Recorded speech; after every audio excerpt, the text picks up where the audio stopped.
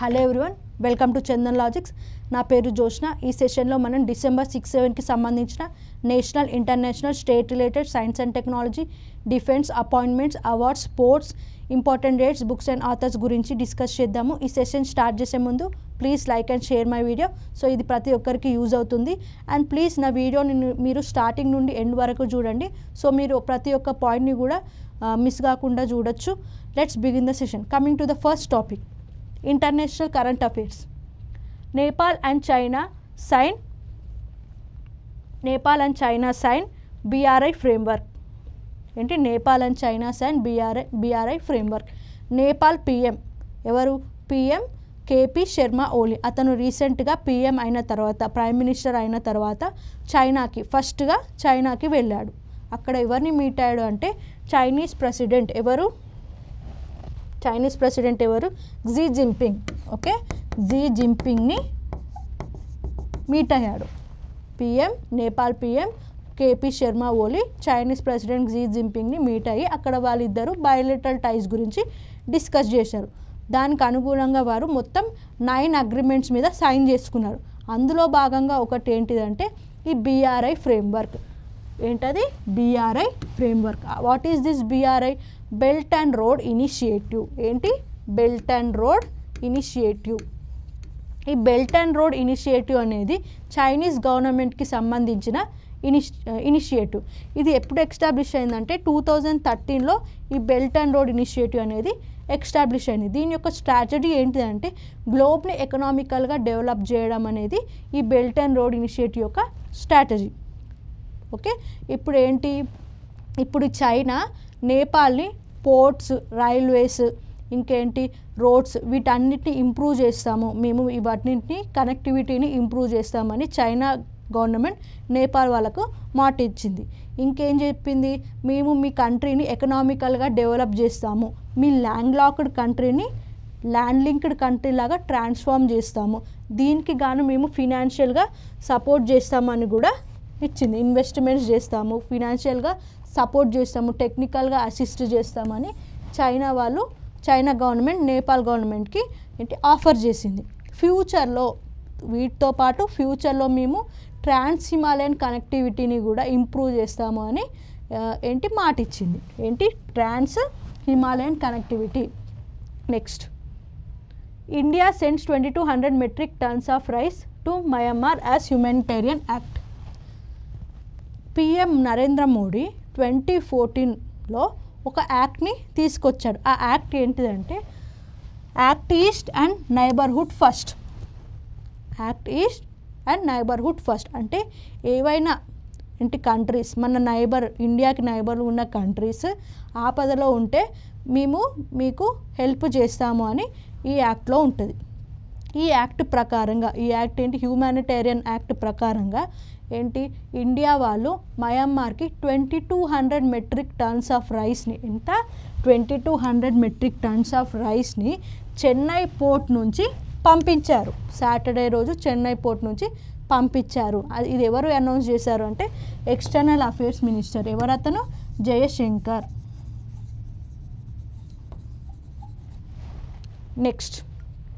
Next comes to important question based on this topic. Which framework did Nepal and China sign during PM KP Sharma Oli's visit to China? And the answer is Belt and Road Initiative Cooperation Framework. How much rice did India send to Myanmar as part of humanitarian assistance? And the answer is 2200 metric tons. Next comes to national current affairs. Rajya Sabha passes Boilers Bill 2024. The update follows a review of pre-constitution acts for modern elements. అంటే ఏంటి? What is this? Rajya Sabha recently it passes A boilers act 2024. At first boilers act 1923 ఉన్నది. దాన్ని ఇప్పుడు ఏం చేశారు? Replace చేసి boilers bill 2024 లాగా transform చేశారు. ఎవరు? Union minister. ఎవరతను? Piyush Goyal. He is the union minister of commerce and industry. అతను అవుట్డేటెడ్గా ఉన్న బాయిలర్స్ యాక్ట్ 1923ని బాయిలర్స్ బిల్ 2024 లాగా రీప్లేస్ చేశారు. దీని యొక్క ముఖ్య ఉద్దేశం ఏంటంటే ప్రీ కాన్స్టిట్యూషన్ లాస్, అంటే కాన్స్టిట్యూషన్ ఫామ్ కాకముందు ఉన్న లాస్ని ఒకసారి రివ్యూ చేసి వాటిని అప్డేట్ చేయడన్న ఉద్దేశంతో రాజ్యసభ వాళ్ళు ఏం చేశారు, ఈ అవుట్డేటెడ్గా ఉన్న బాయిలర్స్ యాక్ట్ 2023ని ఏం చేశారు, బాయిలర్స్ బిల్ 2024 లాగా అంటే ట్రాన్స్ఫార్మ్ చేశారు. అసలు ఈ బాయిలర్స్లా ఏంటిదంటే in order to provide safety measures, boilers అంటే ఏంటి, steam okay current electricity produce చేయడానికి బాయిలర్స్లో వాటర్ అనేది బాయిల్ చేస్తారు, అప్పుడు స్టీమ్ అనేది ప్రొడ్యూస్ అవుతుంది. ఆ స్టీమ్లో ఉన్న ప్రెషర్ ద్వారా టర్బైన్స్ రొటేట్ అయ్యి మనకి ఎలక్ట్రిసిటీ అనేది జనరేట్ అవుతుంది. ఇదంతా ఒక ప్రాసెస్. ఈ ప్రాసెస్లో ఏంటి, ఈ బాయిలర్స్ అనేది ఎక్స్ప్లాయిషన్ ప్రెషర్ హైగా ఉన్నప్పుడు ఎక్స్ప్లాయిషన్ కాకుండా ఏం చేస్తారు, కొన్ని సేఫ్టీ మెజర్స్ అనేవి ఉండాలి అనేది ఈ బాయిలర్స్ యాక్ట్ 2024లో ఉంటుంది. దీన్ని ఏంటి రాజ్యసభలో పాస్ చేశారు. దీనికోసం అప్రూవల్ కోసం లోక్సభకు కూడా పంపించారు. Clear. Next, ICR approves 2 cotton research centres in Telangana. ICR అంటే ఏంటి, the Indian council of research agriculture research, the Indian council of agriculture research. దీని యొక్క హెడ్ క్వార్టర్స్ ఎక్కడ, న్యూఢిల్లీ. ప్రజెంట్ దీని యొక్క డైరెక్టర్ ఎవరు అంటే హిమాంశు పథక్. ఎవరు, హిమాంశు పథక్. ఏంటి రీసెంట్గా ఈ ఐసీఏఆర్ఐ ఏం డిసైడ్ అయిందంటే 2 కాటన్ రీసెర్చ్ సెంటర్స్ని తెలంగాణలో ఏంటి ఓపెన్ చేద్దామని డిసైడ్ అయ్యారు. ఒకటేమో వరంగల్లో మెయిన్ సెంటర్, ఆదిలాబాద్లో సబ్ సెంటర్గా ఓపెన్ చేద్దామని ఐసీఏఆర్ వాళ్ళు డిసైడ్ అయ్యారు. దీనికి గాను వాళ్ళు తెలంగాణ గవర్నమెంట్కి ఏం చెప్పారంటే వీఆర్ ప్రొవైడింగ్ స్టాఫ్, మేము మీకు స్టాఫ్ ఇస్తాము, ఫండ్స్ రిలీజ్ చేస్తాము.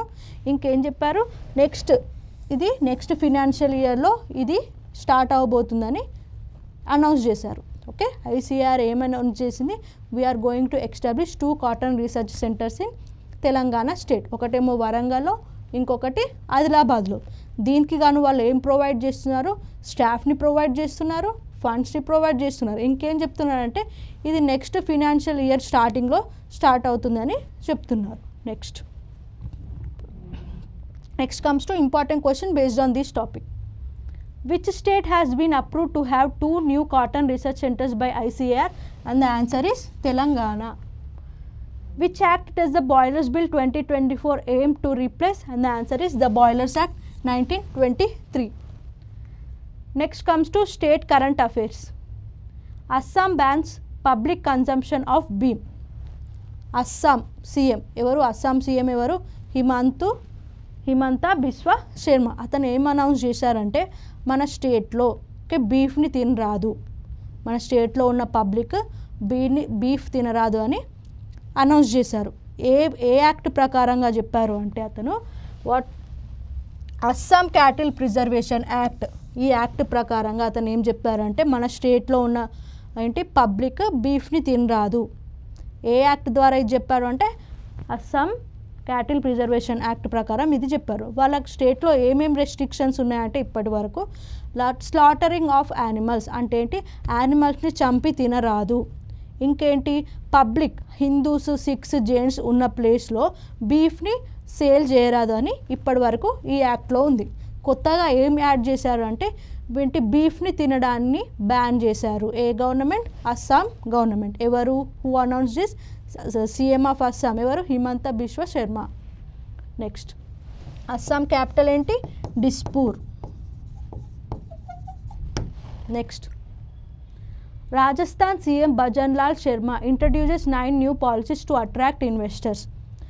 రాజస్థాన్ సీఎం భజన్లాల్ శర్మ ఇతను ఏం చేశాడంటే ఇన్వెస్టర్స్ని అట్రాక్ట్ చేయడానికి, వాళ్ళ స్టేట్ని ఎకనామికల్గా గ్రో చేయడానికి, ఇంకేంటి ఆపర్చునిటీస్ని క్రియేట్ చేయడానికి వాళ్ళ స్టేట్లో 9 న్యూ పాలసీస్ని ఇంట్రడ్యూస్ చేశారు.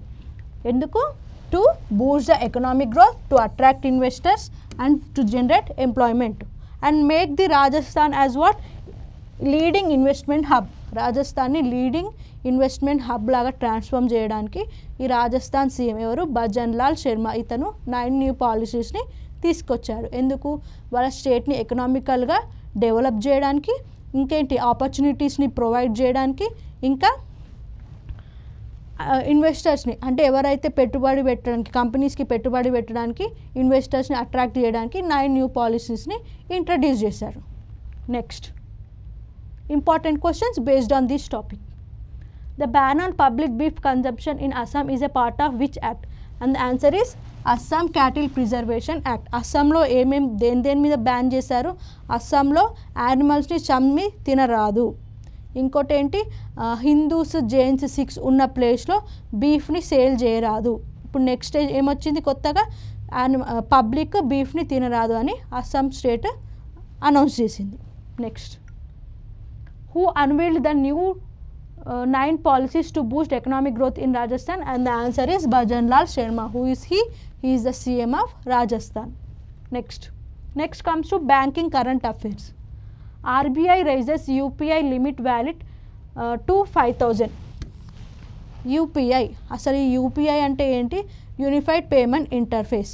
దీన్ని ఎప్పుడు ఎస్టాబ్లిష్ చేశారు అంటే 2016లో national payment corporation of India, ఈ సంస్థ ఈ యూపీఐని ఎస్టాబ్లిష్ చేశారు మన ఇండియాలో. ఇప్పుడు ఈ యూపీఐ లైట్ వ్యాలెట్, యూపీఐ వ్యాలెట్కి ఫస్ట్ ఎంత లిమిట్ ఉండేనంటే 2000 లిమిట్ ఉండే. ఆ 2000 లిమిట్ని కాస్త 5000గా ఇంక్రీజ్ చేశారు పర్ ట్రాన్సాక్షన్. ఒక్క ట్రాన్సాక్షన్కి 500 లిమిట్ ఉండే, ఇప్పుడు దాన్ని 1000 చేశారు. ఇది ఎవరు అనౌన్స్ చేశారంటే RBI governor Shaktikanta Das announce చేశారు. ఎప్పుడు?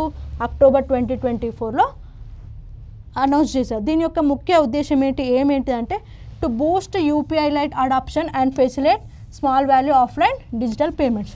అంటే to boost online payment, digital పేమెంట్స్ని బూస్ట్ చేయడానికి ఇతను ఏంటి యూపీఐ లిమిట్ని ఇంక్రీజ్ చేశారు. 2000గా ఉన్న లిమిట్ని 5000గా ఇంక్రీజ్ చేశారు. పర్ ట్రాన్సాక్షన్ లిమిట్ 500గా ఉన్న లిమిట్ని 1000 చేశారు. ఇంకేంటి, యూపీఐ మెయిన్ యూపీఐ లిమిట్ని కూడా 1 lakh నుంచి 5 lakhs వరకు ఏంటి ఇంక్రీజ్ చేశారు. Next, who? RBI governor Shaktikanta Das. UPI అంటే ఏంటి? Unified payment interface. ఇది ఎవరు ఎస్టాబ్లిష్ చేశారు? ఎవరు? NPCI, national payment corporation of India. ఎప్పుడు? April 11, 2016లో దీన్ని ఎస్టాబ్లిష్ చేశారు. Next, RBI keeps repo rate unchanged at 6.5% for 11th consecutive terms. RBI 11th time దాని యొక్క రెపో రేట్ని 6.5 అంటే స్టేబుల్గా, న్యూట్రల్గా ఉంచింది. అసలు ఈ రెపో రేట్ అంటే ఏంటిదంటే ద ఇంట్రెస్ట్ రేట్. ఇప్పుడు కమర్షియల్ బ్యాంక్స్ అప్పుల్లో ఉన్నప్పుడు ఆర్బీఐ నుంచి ఏంటి మనీ అనేది తీసుకుంటుంది, దానికి పడే ఇంట్రెస్ట్నే ఈ రెపో రేట్ అంటారు. Banks borrow money from RBI, the interest rate at which banks borrow money from RBI is known as repo rate. అర్థమైందా? అంటే బ్యాంక్స్ అప్పుల్లో ఉన్నప్పుడు ఆర్బీఐ నుంచి మనీ అనేది బారో చేసుకుంది. అప్పుడు ఆ ఆర్బీఐ ఏం చేస్తుంది? ఒక ఇంట్రెస్ట్ రేట్ని వేస్తుంది కదా, ఆ ఇంట్రెస్ట్ రేట్ని మనం రెపో రేట్ అంటుంది. అది 11 times అంటే 11th టైమ్ అది అలాగే ఉంటుంది, స్టేబుల్గా ఉంది. ఎంత? 6.5%. ఎప్పుడు అనౌన్స్ చేశారు అంటే మానిటరీ పాలసీ 2024 ఆ టైంలో December 4 to 6 జరిగింది. అప్పుడు ఇది అనౌన్స్ చేశారు. Repo rate is going to remain same 6.5%. ఇది 11th టైం ఈ 6.5% ఉన్నదనేది 11th టైం. ఇప్పుడు నెక్స్ట్ ఏంటి? ఇంకోటి రేట్ ఏంటి? ఎస్డిఎఫ్ రేట్ అనేది 6.25% అయింది. అసలు ఈ ఎస్డిఎఫ్ అంటే ఏంటి అంటే standing deposit facility rate. Standing deposit facility అంటే ఒక బ్యాంక్ దగ్గర ఉన్నదానికన్నా సర్ప్లస్ అమౌంట్ ఉందనుకోండి, అప్పుడు అది ఏం చేస్తుందంటే ఆర్బీఐలో ఓవర్ నైట్గా డిపాజిట్ చేస్తుంది. అప్పుడు అది ఆర్బీఐ విధించే ఇంట్రెస్ట్ రేట్ని ఏమంటారంటే స్టాండింగ్ డిపాజిట్ ఫెసిలిటీ రేట్ అంటారు. Over night what deposits to RBI, overnight surplus deposits to RBI and the rate of interest is known as what? This standing deposit facility rate. Now అది ఇప్పుడు ఎంత ఉందంటే 6.25%. Now what is this marginal standing facility rate? Marginal standing facilities ఏంటంటే overnight borrowing money. Okay, ఓవర్నైట్గా మనం అప్పుల్లో ఉన్నప్పుడు, ఓవర్నైట్గా banks అప్పులలో ఉన్నప్పుడు ఓవర్నైట్గా ఏంటి ఆర్బీఐ నుంచి మనీ బారో చేసుకోవడం. అప్పుడు ఆర్బీఐ ఒక సర్టెన్ ఇంట్రెస్ట్ రేట్ పెడితే కదా, ఆ ఇంట్రెస్ట్ రేట్ని ఏమంటామంటే MSF, marginal standing facility rate. ఇప్పుడు ఎంత? దాని value 6.75%.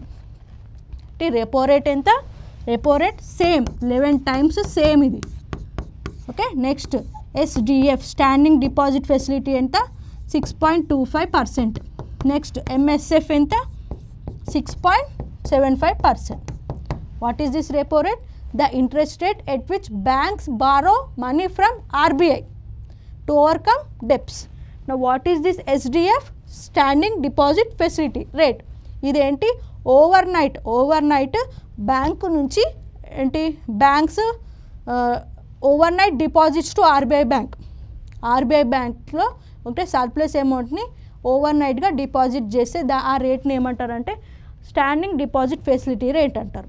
Know what is this MSF marginal standing facility rate అంటే ఏంటి అంటే ఓవర్ నైట్ బ్యాంకు నుంచి ఓవర్ నైట్గా మనీ అనేది బారో చేసుకుంటే అవి ఒక సర్టెన్ ఇంట్రెస్ట్ రేట్ అనేది వేస్తే కదా దాన్నే మనం ఏమంటాం మార్జినల్ స్టాండింగ్ ఫెసిలిటీ రేట్ అంటాం.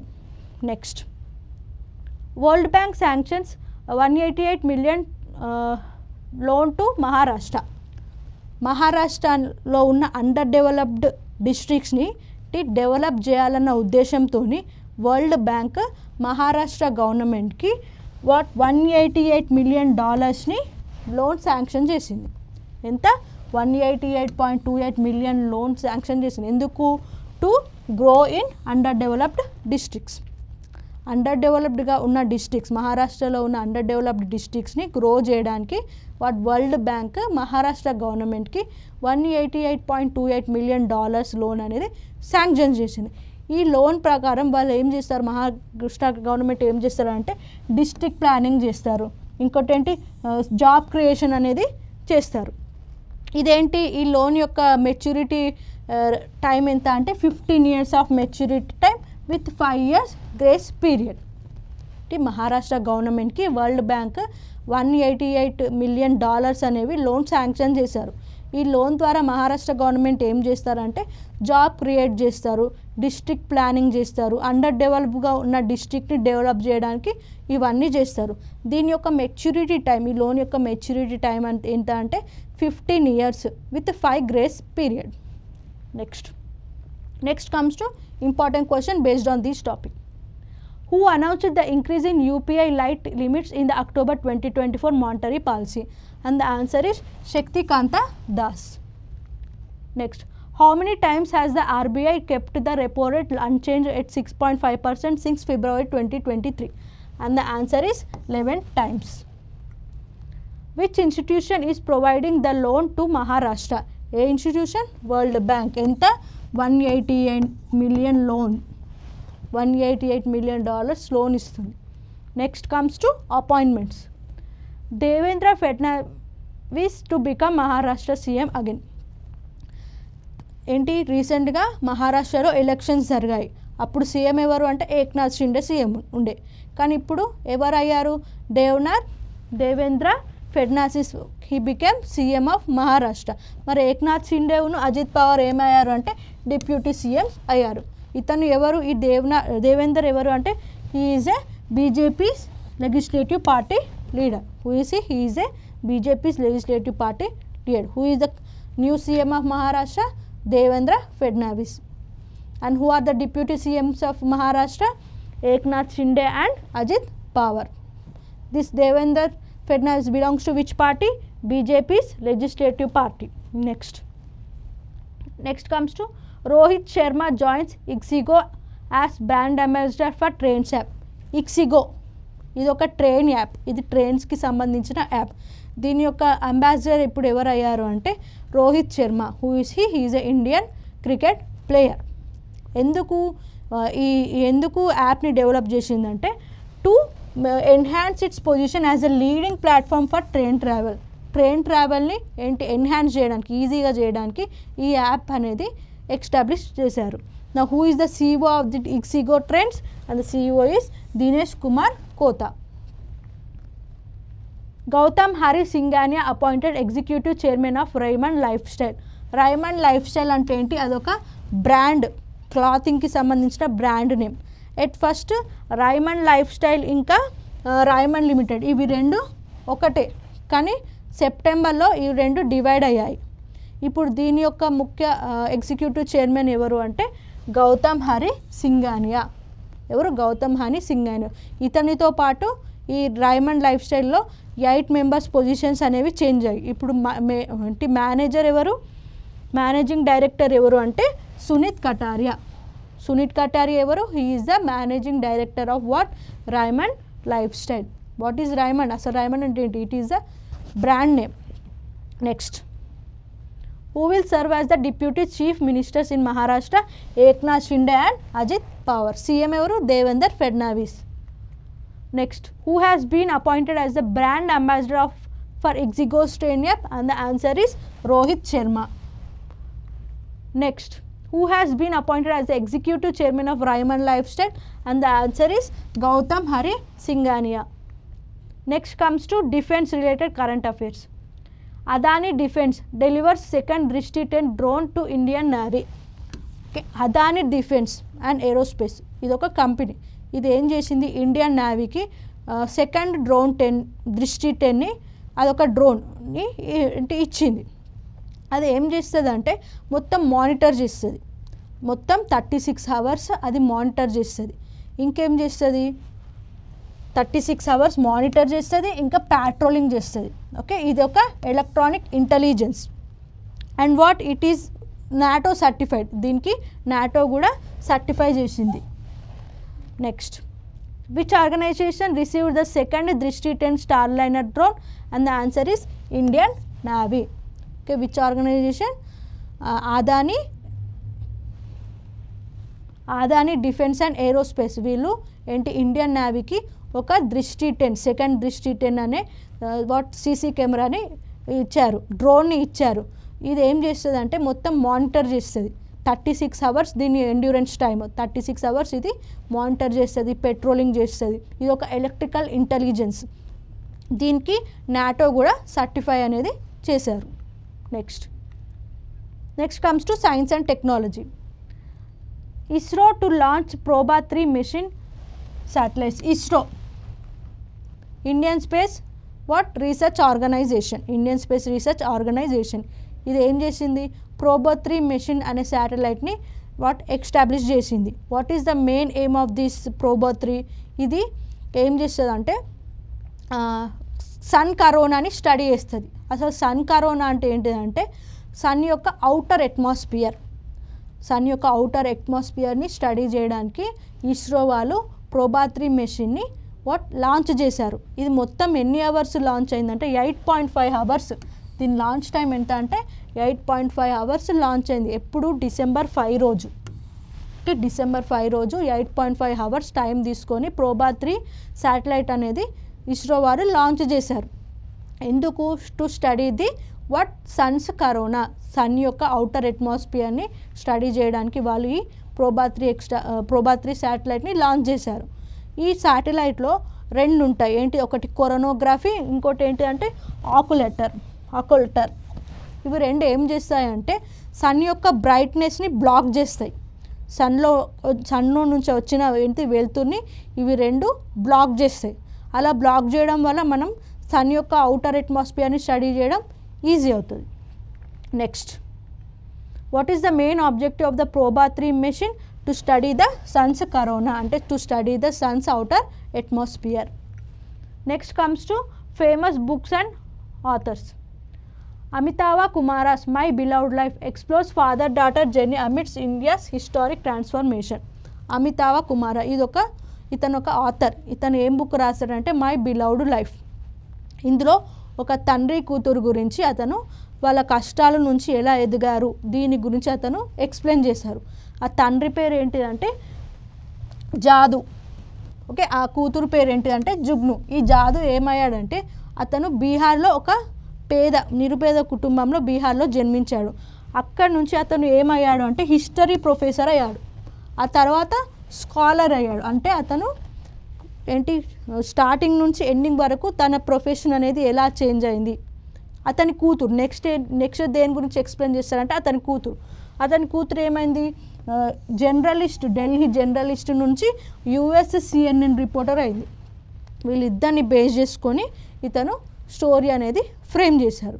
దీనికి గాను ఏ ఇయర్ స్పెసిఫై చేశాడు అంటే the novel spans from pre independence అంటే 1935 1935 నుంచి 2020 పాండమిక్ ఎరా ఏంటి కరోనా ఎరా 2020 ఈ స్పాన్లో ఈ నావల్ని నరేట్ చేశాడు. Next, who are the central characters in Amitabh Kumar's novel my beloved life? And the answer is Jadu Kanwar and Jugnu. Next comes to sports. India wins 5th men's junior Asia cup title. When men's junior Asia cup hockey అనేది ఎక్కడ జరిగింది అంటే Muscat, ఓమన్లో జరిగింది. ఎప్పుడు? December 4th రోజు. దీంట్లో India పాకిస్తాన్ని ఓడించింది.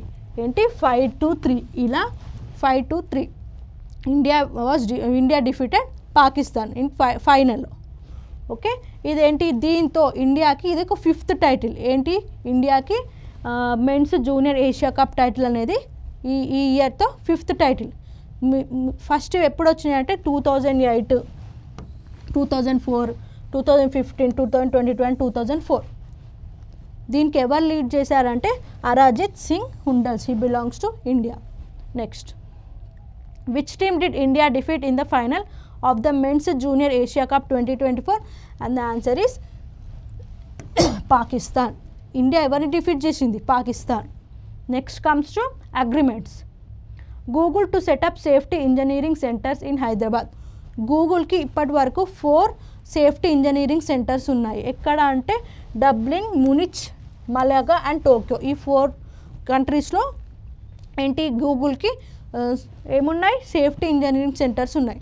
అది రీసెంట్గా ఏం అనౌన్స్ చేసిందంటే it is going to establish one safety engineering centre, Google safety engineering centre in Hyderabad.